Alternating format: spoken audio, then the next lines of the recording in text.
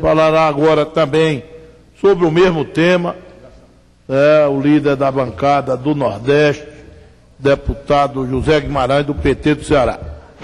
Senhor presidente, senhoras e senhores parlamentares, ouvintes da TV Câmara, o meu pronunciamento é para tratar de três questões que sintetizam o meu pensamento sobre essa que é a maior tragédia no Nordeste brasileiro, que é a seca de 2012.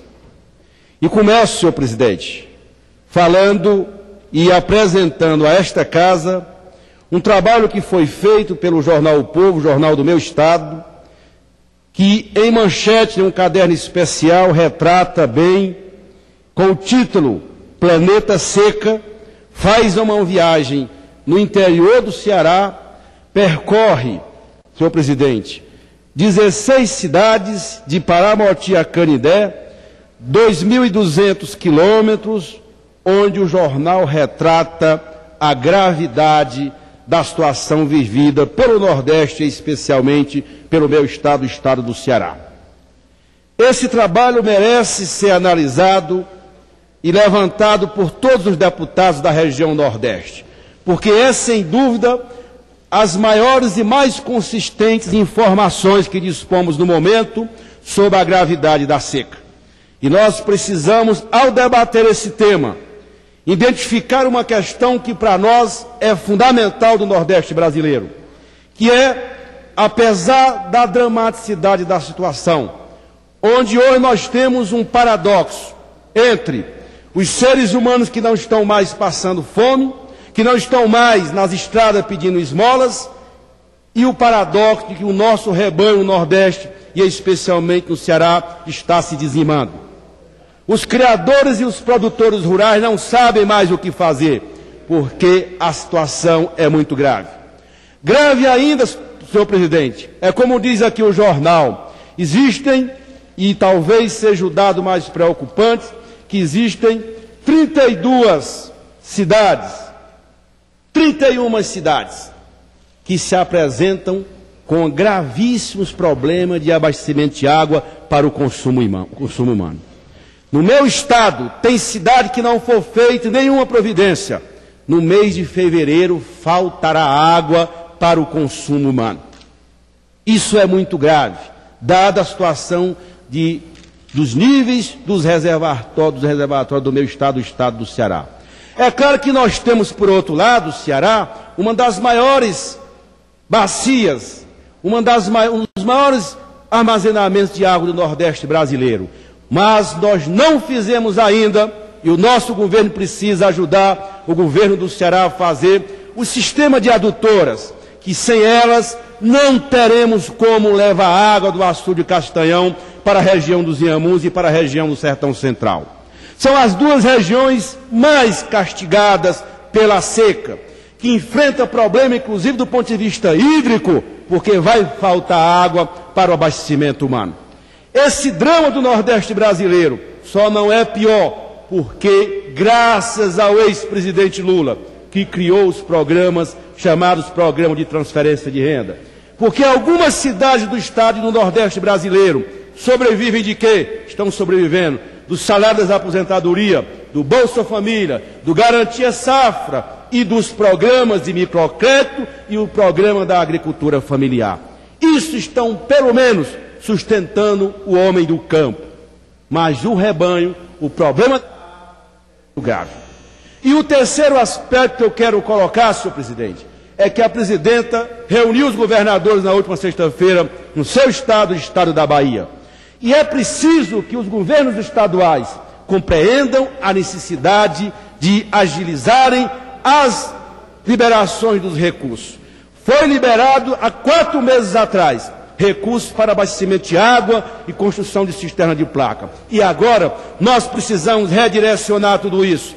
Nós temos um foco, que é exatamente a perfuração de poços profundos.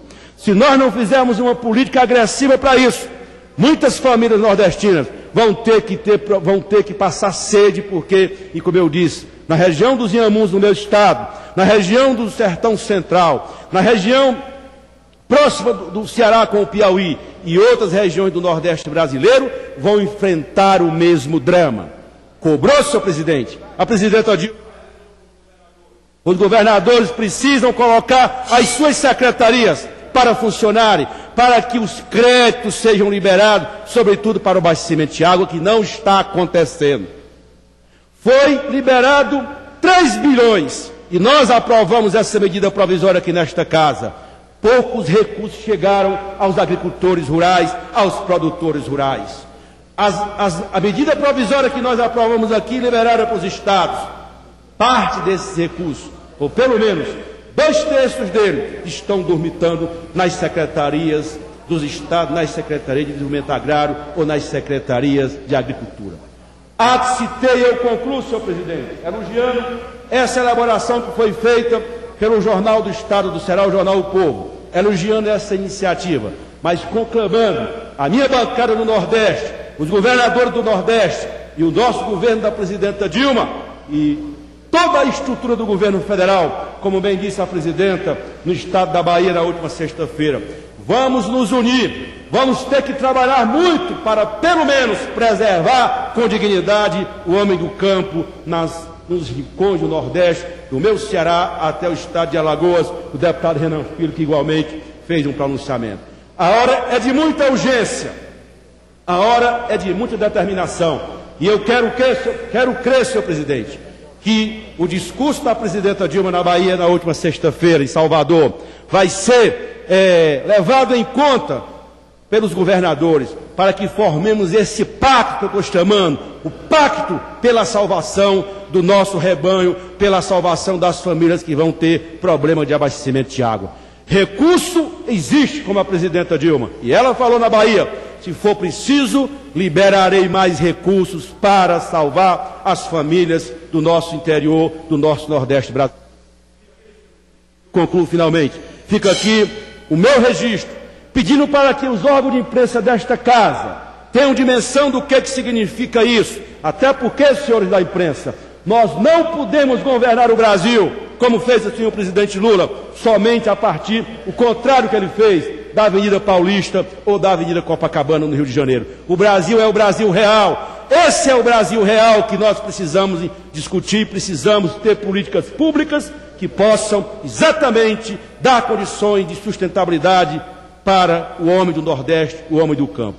O Nordeste está bem estruturado na cadeia econômica nacional, mas essa seca pode interditar esse crescimento que nós tivemos nos últimos 8 anos. Peço, senhor presidente, para que o registro feito pelo Jornal O Povo, todo o trabalho que percorreu várias regiões, bem como o nosso pronunciamento, como o pronunciamento do deputado Renan Filho, possam os dois ecoarem e assim divulgarmos para o país inteiro